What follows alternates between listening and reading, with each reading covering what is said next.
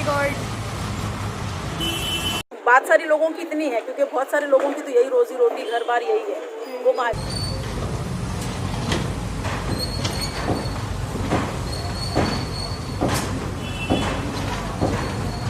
तो बेसिकली ये वीडियो बहुत ज़्यादा नेगेटिविटी क्रिएट कर सकती है और नेगेटिविटी माहौल तो बनी रखा है इस वीडियो से। तो अगर आपको अपने आसपास नेगेटिविटी नहीं चाहिए तो आप ये वीडियो यहीं पे स्किप या क्विट कर सकते हो।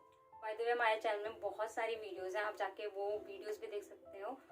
ऊपर नीचे कहीं पे भी शो हो जाएगा, आप जस्ट उसमें क्लिक करके आप और भी वीडियोस हमारी देख सकते हो। तो चलो चलते हैं वीडियो पे।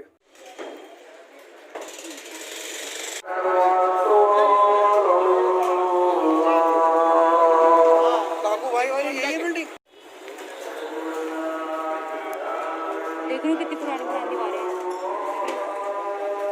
तो हेलो एवरीवन, कैसे हो आप सब लोग? आई होप आप सब लोग अच्छे होंगे। तो अभी हमारा जो मेन टॉपिक है उस पर बात करते हैं, जो कि मेन टॉपिक है हमारा कोटद्वार। हम लोग कोटद्वार के रहने वाले हैं, तो मेन टॉपिक जो आज हमारा है वो है कोटद्वार की सिचुएशन से रिलेटेड।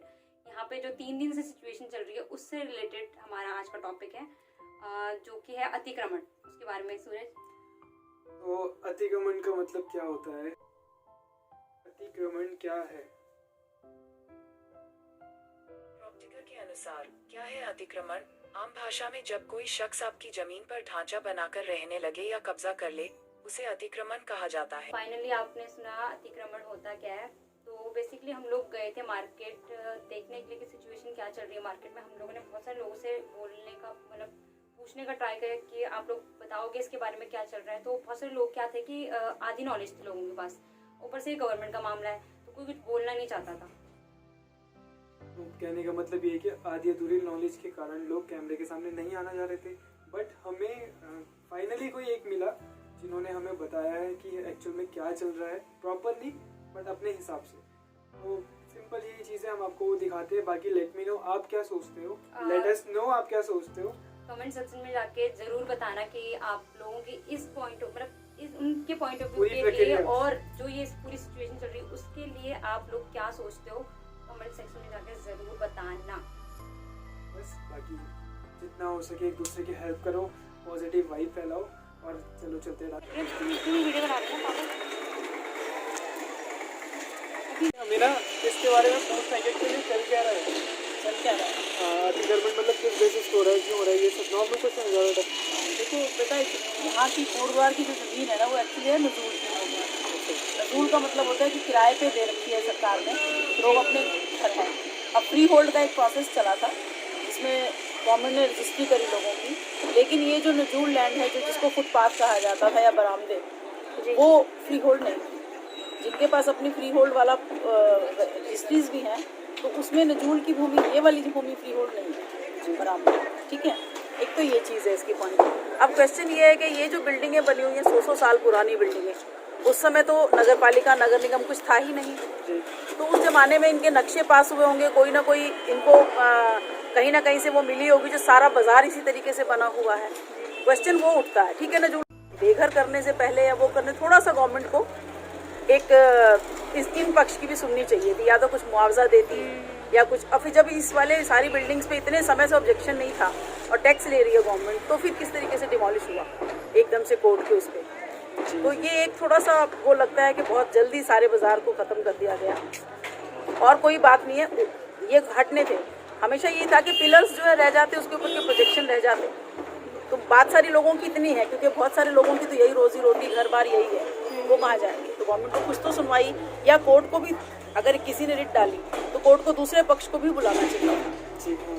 तो दूसरे पक्ष की सुनवाई के बिना एक तरफा फैसला इस तरह से मेरे को लगता है उचित नहीं। बाकी मैं ज़्यादा नहीं जानती इस बारे में, बट मुझे ऐसा लगता है। अब बहुत सारे लोग आप देख ही रहे हैं, अब महीनों के लिए बाजार ख़त्म हो गया, रोज़गार पहले ही नहीं था, बिजनेस की हालत पहले ही ख़राब थी। तो तब से लेके अब तक कोरोना की वजह से और इतनी सारी प्रॉब्लम्स ऑलरेडी थी। तो जबकि सड़क कोई इतनी छोटी भी नहीं है, यहाँ पे 40-45 फीट की सड़क ऑलरेडी है, हाईवे तो ऑलरेडी है ही।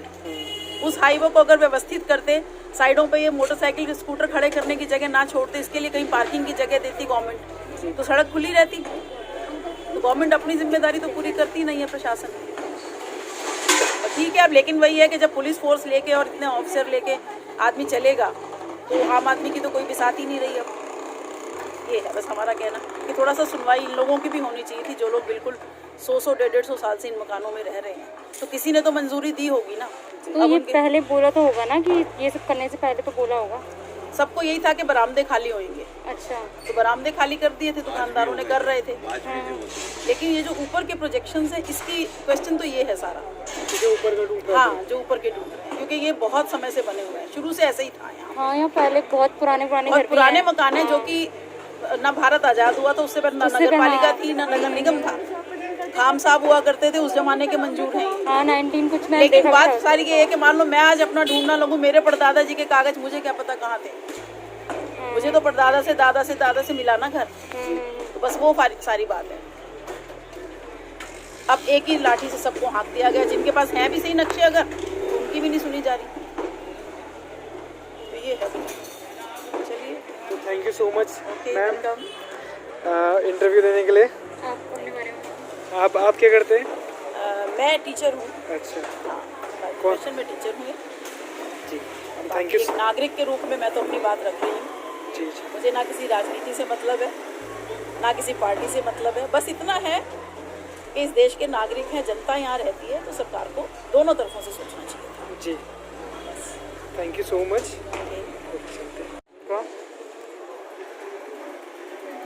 कहाँ से ऊपर? ये अंतर्गत हाँ, यहाँ मेरा मैं यहाँ परसों ही गई थी, पता है वो लड़ियाँ नहीं उठी देखने के लिए। ये पूरा जाएगा क्या? पूरा जाएगा ये?